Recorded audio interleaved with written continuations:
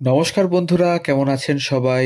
গল্প যেখানে সত্যি চ্যানেলের আরও একটি নতুন গল্পে আপনাদের সকলকে স্বাগত জানাই।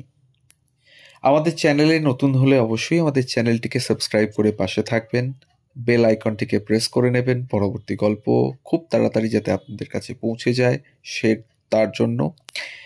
আর অবশ্যই যদি ভালো লাগে এতটুকু, তাহলে অবশ্যই আমাদের গল্পগুলো একটু কাছের মানুষদের সাথে শেয়ার করবেন।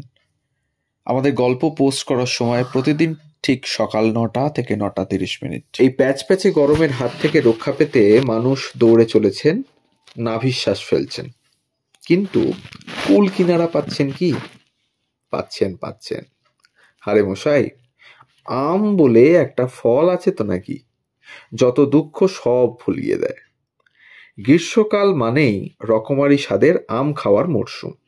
হিমসাগর, গোলাপখাস, আলফানসো, মিয়াজাকি, দুধেশ্বর, কোহিতুর কিংবা ল্যাংড়া, আম ভালোবাসে না এমন মানুষের জুড়ি মেলা ভার। ফলের রাজা আমের বিভিন্ন প্রজাতির বিভিন্ন নামকরণ রয়েছে।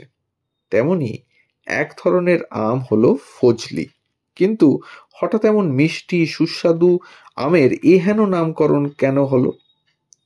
এর পেছনে রয়েছে এক অজানা কাহিনী। ঔপনিবেশিক সময়ে তখন বাংলার স্বাধীন সুলতানদের রাজত্ব প্রায় অস্তাচলে। সালটা 1800 সালের আশেপাশে। প্রাচীন বাংলার গৌড়ে এক ভগ্নস্তূপে বাস করতেন এক প্রৌঢ়া, নাম ফজলি বিবি।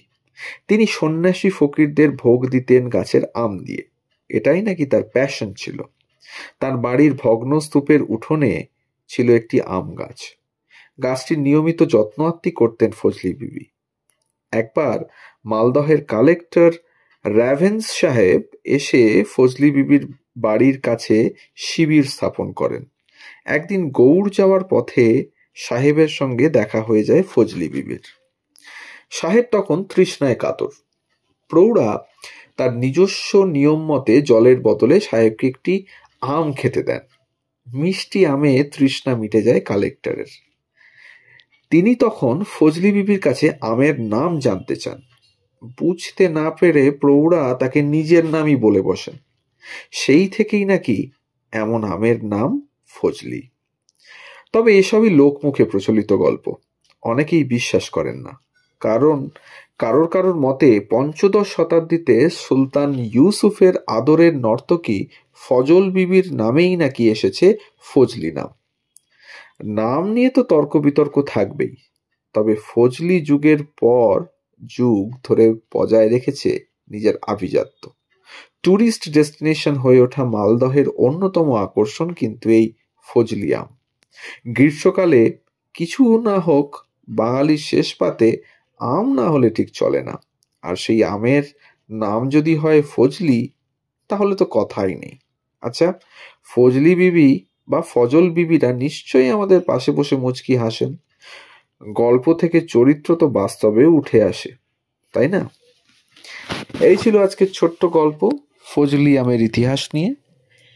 আমাদের গল্প যদি ভালো লাগে তাহলে আমাদের চ্যানেল গল্প যেখানে সত্যি একে সাবস্ক্রাইব করুন, শেয়ার করুন কাছের মানুষদের সাথে, কমেন্টের মাধ্যমে জানান কেমন লাগছে। সবাই ভালো থাকুন, ধন্যবাদ।